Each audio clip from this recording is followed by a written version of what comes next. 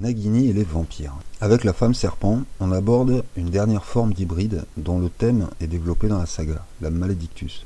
On peut d'ailleurs penser que c'est lors de son premier voyage en Albanie que Voldemort a rencontré Nagini. Parlant le fourche-langue, ils ont pu unir leurs efforts concernant une recherche commune à propos des vampires, tout comme Lily et Severus autour de l'immortalité ou du livre des potions. L'un pour sa quête de l'immortalité, l'autre pour résoudre sa malédiction de métamorphose, puisque celle-ci est contrôlée chez les vampires. Peut-être est-ce pour cela qu'il y reste 10 ans. Il ne parvient pas à la convaincre de le rejoindre. On retrouve là le voyage de Rémus auprès des loups-garous, comme celui de Hagrid auprès des géants. Ce parallèle fait, on ne peut que comparer le voyage de Credence à la recherche de ses origines, qui le conduisent jusqu'à Newmengard, la forteresse de Grindelwald. Et sans doute là aussi, Rogue joue-t-il un rôle crucial. Lors de son troisième voyage, Voldemort a pu donner comme argument à Nagini pour le rejoindre qu'un de ses fidèles lieutenants, maître en potion, manie la potion Tulou, qui soigne de la métamorphose des loups-garous, et qu'il pourrait être en mesure de travailler sur le problème de la Maledictus. Ainsi, Voldemort revient très confiant avec Nagini, car non seulement il a à présent un nouveau type de Horcrux, plus puissant, à même de se protéger lui-même, mais aussi ses soupçons sur la nature de Rogue ont pu se renforcer, et son choix d'un serpent au venin hémophile lui semble judicieux, s'il suspecte qu'un vampire puisse résister à l'Avada Kedavra. Cela d'ailleurs tendrait à confirmer qu'il n'était pas au courant du serment inviolable fait par Rogue à Narcissa. Toujours par jeu de miroir littéraire, cela conduirait à ce qu'une Maledictus en quête d'un remède tue Maledictus devienne un tue Rogue dans les mains de Voldemort, un tue vampire. L'allégorie ne s'arrête pas là. Petit Gros étant alors doté par Voldemort d'une main en argent qu'il est capable de contrôler. On peut imaginer que le lâche Petit Gros serait tenté de fuir si Rogue tentait quelque chose contre Voldemort. Mais la main d'argent, arme parfaite pour tuer un vampire, étant sous son contrôle, il pourrait se défendre. Avec Nagini, on découvre de nouveaux schémas de mise en miroir. Elle a pour Voldemort le même rôle que joue Petit Gros, car on a là deux personnages capables de transformation animale, l'une contrôlée et l'autre subie, l'un étant l'aliment de prédilection de l'autre. Les serpents mangent des rats, comme les chats. Puis le lait de serpent devient alors l'aliment de Voldemort, qui lui permet de rester en vie. Nagini, en tant que Horcrux, est garante de la survie de Voldemort. Il fait partie d'elle. De la même manière qu'à l'inverse, Petit Gros est garant de la renaissance de Voldemort en lui sacrifiant sa main. Ainsi, Petit Gros fait ensuite partie de Voldemort. Plus tard, pour rester dans ces schémas, Croutard deviendra le serviteur, la goule, de Severus, qui, comme avec Hermione, se contente de l'ignorer parfaitement. Horcrux et vampirisme. Il semblerait donc qu'on puisse détruire les Horcrux de la même manière qu'on détruit les vampires, mais ils ont également des caractéristiques liées aux vampires.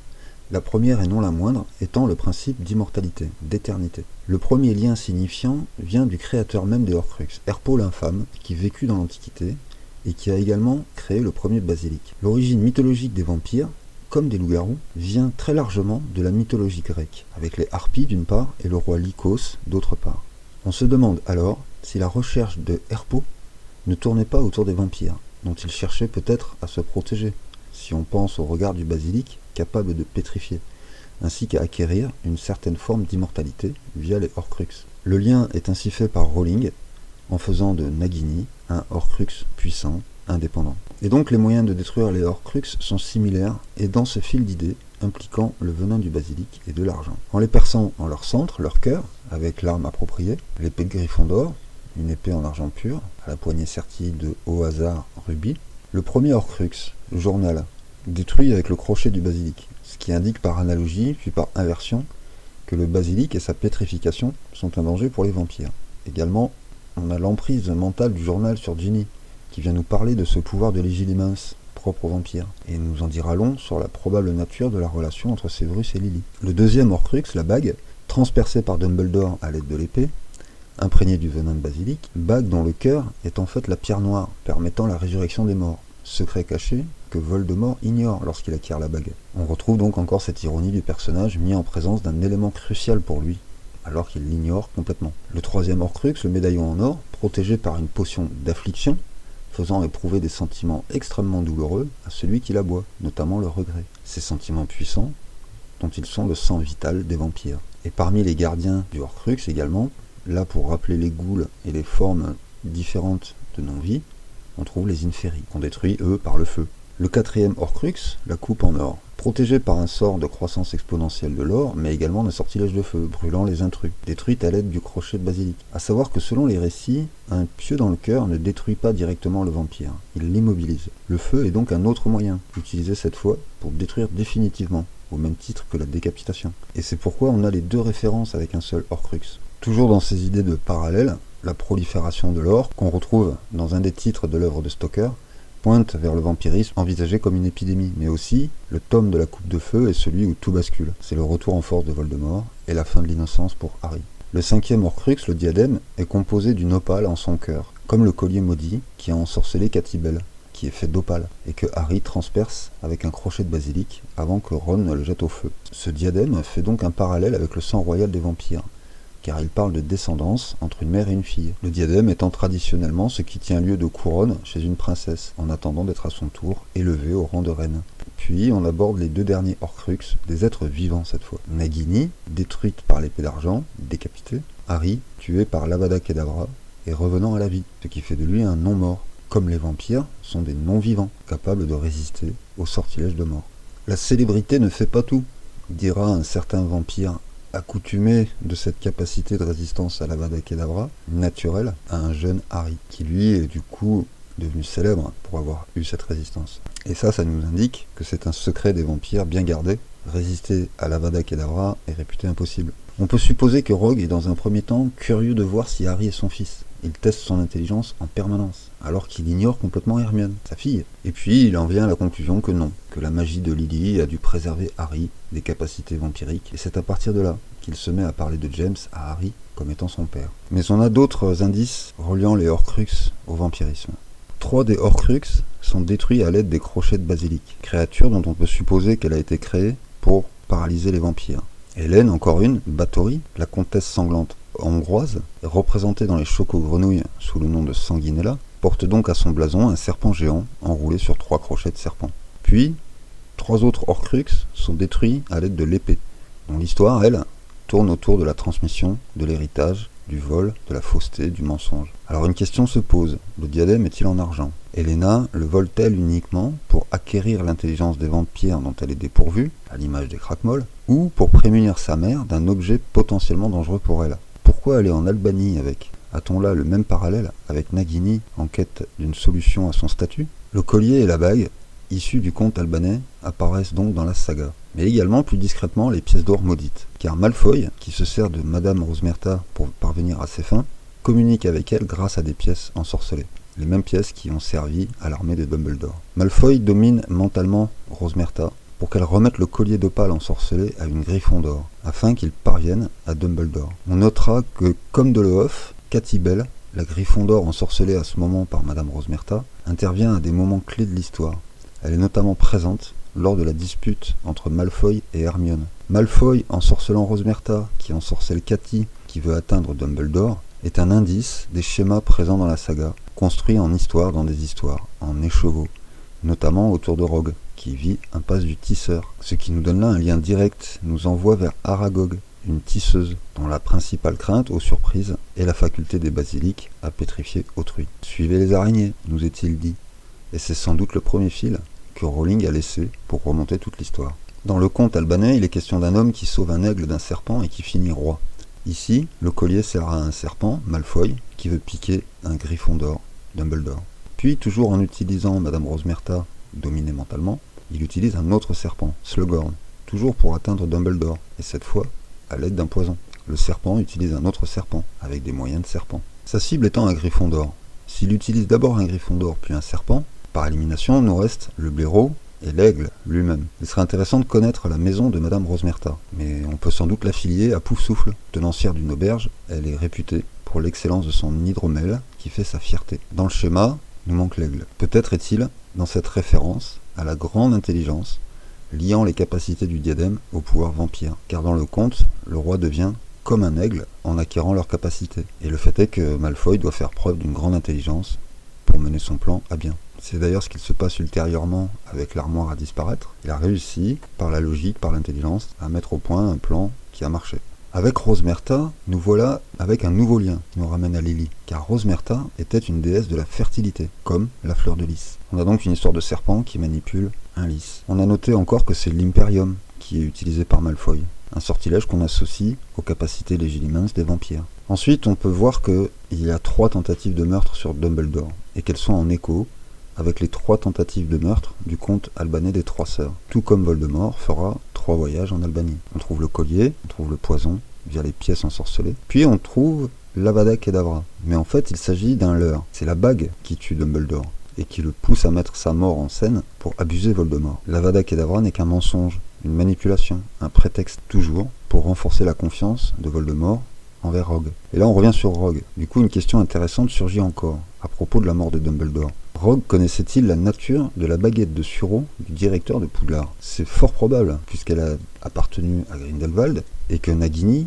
a tout à fait pu transmettre cette information à Rogue, qui aurait pu l'obtenir ne serait-ce qu'en fouillant ses pensées, comme lorsque Harry se voit en Nagini. Par ailleurs, proche de Voldemort, Rogue est au courant de la recherche de celui-ci à propos de la baguette de sureau, de son existence. Le lien à Dumbledore va se faire nécessairement à un moment pour lui. Dès lors, il y a fort à parier que Rogue ait anticipé qu'il serait considéré par Voldemort comme le propriétaire de la baguette de sureau du moment qu'il tuera Dumbledore. Et en ce cas, il se sauve lui-même, pour peu qu'il ait validé l'hypothèse de Voldemort, cherchant à se protéger des vampires grâce au venin de Nagini, plutôt que grâce à l'Avada Kedavra, ce qui lui permettra de se faire passer pour mort. Dans le pire des cas, Severus est certainement au courant des facultés du sang de licorne, pour peu que ce soit lui qui les ait indiqués à Voldemort Quirrell. Et non loin, dans la forêt interdite, il sait où en trouver. On peut ainsi l'imaginer transformé en chauve-souris, aller prélever quelques gouttes à une licorne pour accélérer sa régénération. Et cette hypothèse se renforce quand on sait que par ailleurs, la transformation en chauve-souris également peut prémunir de ce type d'effet d'un venin, car l'organisme des chauves-souris est réputé extrêmement résistant aux maladies et aux virus. Voldemort, Rogue et les Horcruxes une fois traités, que reste-t-il de ces rapports au vampirisme présents dans la saga? On remonte au début avec le nom de Arthur Holmwood dans le roman clé de l'œuvre de Stoker. Il n'est plus nécessaire de le dire, Rowling fonctionne par analogie, notamment qui met en avant les liens entre les personnages. On a par exemple pu penser au lien fraternel Harry-Hermione dans un premier temps, car Hermione se comporte avec Harry comme le font Fred et George, les jumeaux, qui complètent mutuellement les phrases l'un de l'autre. Et Hermione fait exactement la même chose avec Harry. Donc c'est ce genre de jeu de comparaison qui a amené à penser qu'il pouvait y avoir un lien fraternel entre Harry et Hermione. Et la composition des baguettes est également très fortement relevée comme un indice clé des rapports entre les personnages, et c'est vraiment appuyé, particulièrement via le lien entre les baguettes jumelles de Harry et Voldemort. Là la référence elle est immanquable. Ce nom de Arthur Bois de Chêne Vert ne peut donc être écarté dans l'optique à la Rowling. On en vient donc directement d'un Arthur à l'autre à Arthur Weasley, et principalement pour 2 raisons. Au départ, c'est un prénom qui nous a conduit vers l'œuvre de Stoker, Hugo, c'est-à-dire un Weasley, le fils de Ron, le petit-fils d'Arthur. Ensuite, cet Arthur est, dans une version du Stoker, le père de Lucie, une goule de Dracula. On retrouve là un schéma identique, avec un Ron, fils d'Arthur, époux de la fille d'une goule. Lily Hermione devient ainsi la belle-fille d'Arthur. Si l'on part de là, et que l'on compare tous les éléments relevés concernant les vampires, les pistes sont encore plus nombreuses. Premièrement, on peut s'attarder sur la symbolique du bois de chêne. Sa qualité première est d'être considéré comme un refuge, et c'est bien dans un arbre que Helena Serre d'Aigle cache le diadème. Mais encore, lorsque Harry et Hermione se mettent en quête des Horcruxes, elle les emmène dans la forêt de Dean, dans le Gloucestershire, où elle venait enfant. Et en réalité, cette forêt est une des plus anciennes forêts d'Angleterre, qui est essentiellement composée de chênes millénaires. Par ailleurs, toujours dans cette idée, le terrier, la maison des Weasley, outre qu'il est considéré par Harry comme un refuge également, désigne le lieu dans lequel se réfugient les petits animaux. C'est là qu'intervient le patronus de Ron. Comme pour les patronus de James et Lily, puis Rogue, leur nature donne une information sur les liens très forts entre les personnages, l'état des sentiments de quelqu'un. Le patronus de Ron est donc un Jack Russell Terrier, un animal spécialement hybridé pour la chasse et plus particulièrement pour aller débusquer les petits animaux dans leur terrier. Incidemment, le patronus d'Hermione est une loutre, un mustélidé. Il en existe d'autres qui auraient pu être plus en rapport avec la vie dans un terrier. Mais il se trouve que la loutre est un animal d'eau. Par contre, c'est en apprenant que la plus forte population de loutres en Europe se trouve en Hongrie qu'on peut faire un autre genre de lien. On en revient à la comtesse sanglante. Ensuite, on en vient à des éléments plus directs entre les Weasley et le vampirisme. Un élément très significatif, à présent qu'on a décrit ce qu'était une goule, c'est qu'il en réside une chez les Weasley, dont la présence est traitée de la même manière que le thème des vampires dans la saga. On sait qu'elle est là, On l'entend vaguement de temps en temps, mais on n'en parle jamais. Cette goule vit au grenier, et au chapitre 6 des Reliques de la Mort, intitulé La goule en pyjama, Harry, qui en a plusieurs fois entendu parler sans jamais en savoir plus, la voit allongée dans un coin en train de dormir, portant un pyjama, la bouche ouverte avec des mouches qui tournent autour. Et ça, c'est une référence directe au Renfield du film de Coppola. Donc dans cette adaptation au cinéma du Dracula par Coppola, on voit Renfield devenu fou, se prenant pour le roi des mouches, dans cette référence à la capacité des vampires à se transformer en insectes, qui a été interné pour cette folie, et qui est vêtu d'un pyjama tout à fait particulier, faisant office de veste de contention, c'est-à-dire qu'il est maîtrisé malgré lui. Et un parallèle peut être fait ici avec la chambre des secrets, dont le gardien est un basilic, alors que la goule est un gardien également des vampires, que là on trouve une goule dans une chambre secrète, entre guillemets, des Weasley. Ce gardien de vampires nous indique-t-il que les Weasley, qui sont une des rares familles au sang réputé pur, soient eux-mêmes des vampires? Ou dans cette logique du terrier, du refuge, quand on voit qu'au sein de la famille viennent s'agglomérer tout un ensemble de personnages en quête d'un lieu de repos et de sécurité? Peut-on imaginer que cette goule ait fui un maître tyrannique, à l'image d'un Dobby ou d'une Lily? La question mérite qu'on s'y attarde, car les vieilles familles ont visiblement des elfes de maison pour serviteurs. Mais les Weasley non, eux, ils ont une goule. On entre là dans ce malaise existant autour des vampires, exprimé par Hagrid notamment. Sont-ils des êtres du bien ou du mal? La réponse semble définitivement être un entre-deux, car la famille Weasley est l'incarnation même de cette dualité entre la bonne et la mauvaise famille. Par ailleurs, un élément particulier vient souligner cette ambivalence. Rogue est capable de produire un Patronus, ce qui n'est vraisemblablement pas le cas des Mange-Morts. Donc ça peut situer Rogue vraiment entre les deux, cette capacité à se défendre des détraqueurs. De là, doit-on en déduire que Ombrage, qui s'en trouve également capable, une fois passé sa mésaventure avec les centaures, ait franchi un cap vis-à-vis de l'hybridation, des hybrides? Ensuite, nouveau lien direct fait avec un autre titre de Bram Stoker, Le repère du ver blanc, qui pourrait tout à fait nous parler de Petit Gros, autrement dit queue de ver, qui se réfugie pendant 14 ans sous la forme de rat dans la famille Weasley. Si on refait un petit tour du côté des baguettes, on voit qu'il y a plusieurs liens entre celle de Ron et toutes ses affaires. En effet, elle est en bois de saule, comme celle de Lily, et est composée d'un crin de licorne. Cependant, on ignore de quoi est composée celle de Lily, peut-être du même composant que celle de Severus, mais là encore on n'a pas d'informations à ce propos. La comparaison faite entre les baguettes de Lily et de Ron laisse songeur. Elles sont toutes deux en saule. Cet arbre, quand il est cogneur, garde l'accès à la cabane hurlante, au mystère de la lune. Il en est le gardien, à l'image de Lily, gardienne d'abord de Severus, puis de Harry et Hermione. Comme Ron le sera au Quidditch, ce qui lui permettra de devenir un roi des Griffons d'or. Ron garde-t-il le terrier? Hermione? Car la symbolique du saule est lunaire et est un arbre d'eau, comme le demi-sang vampire d'Hermione et son Patronus de l'outre. Le saule lunaire est le gardien des pleines lunes de Rémus. Rowling dira qu'elle a mis Ron et Hermione ensemble car il l'a fait rire. Il serait donc le gardien de sa bonne humeur, qui nous rappelle cette capacité des Vélanes à se transformer en vampire sous l'effet de la colère. Toujours chez les Weasley, à l'âge de 5 ans, Fred et George veulent obliger Ron à faire un serment inviolable. On apprend là qu'il est possible pour des enfants de faire un tel pacte, et ça nous resitue directement dans l'histoire de Severus et Lily, car la deuxième occurrence à ce pacte mortel est faite dans la saga, quand Rogue en conclut un avec Narcissa. Avec tout ce jeu de transposition, via le vécu d'Hermione en miroir du vécu de Lily, on en revient à cette dispute entre Severus et Lily. Autre point nous désignant le flou autour des Weasley, Molly, tout comme Hermione, est subjuguée par Lockhart, le demi-Vélan. Donc dans cette logique, porteur de sang de harpie. Et c'est bien Ron qui est le premier subjugué par Fleur. Fleur qui finira mariée à un autre Weasley, lui aussi un intéressant hybride, nous renvoyant à l'histoire du vampirisme. Mais encore, Arthur a survécu au venin hémophile de Nagini. Et lorsqu'il se remet à l'hôpital Sainte-Mangouste de ses blessures, il y fait la connaissance d'un loup-garou. On en vient là à un point important entre Arthur et Ron. Ron est arachnophobe, tout autant que les araignées sont basilicophobes. On en revient à ce lien fait entre la pétrification d'Hermione par le basilic, vivant dans une chambre cachée, dont il est le gardien, et la présence d'une goule chez les Weasley, dans une chambre cachée, qui nous laisse nous demander s'il en serait gardien. Les Weasley donc sont-ils des métis de vampires, ou peut-être même des vampires eux-mêmes?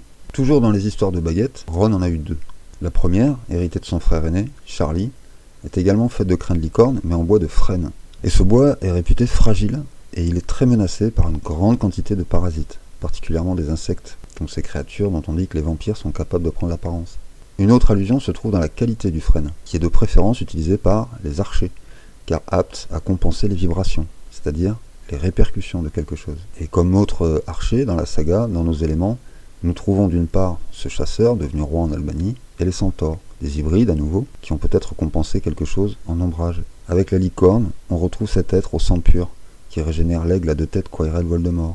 Et c'est un centaure qui en explique les vertus, la pureté. Parmi d'autres qualités, le frêne est associé à une grande longévité et à l'équilibre entre les choses.